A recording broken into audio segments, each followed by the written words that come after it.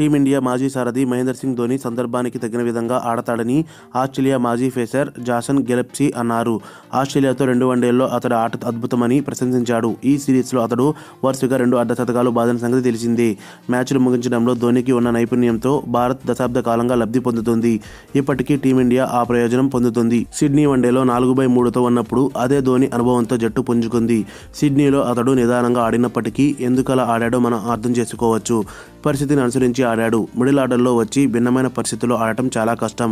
అతడు 300కు పైగా వన్డేలు ఆడాడు. ఎప్పుడెలా ఆడాలో ధోనికి బాగా తెలుసు అని గిలెస్పీ అన్నాడు. ఛేదన రారాజు విరాట్ కోహ్లీపై గిలెస్పీ ప్రశంసల జల్లు కురిపించాడు. విరాట్ కోహ్లీ నుంచి మరో మాస్టర్ క్లాస్ ఇన్నింగ్స్. అందరికన్నా అతడెంతో భిన్నం. గణాంకాలే అతడి గురించి చెబుతాయి. మనం ప్రత్యేకంగా ఉపమానాలు చెప్పాల్సిన పని లేదు.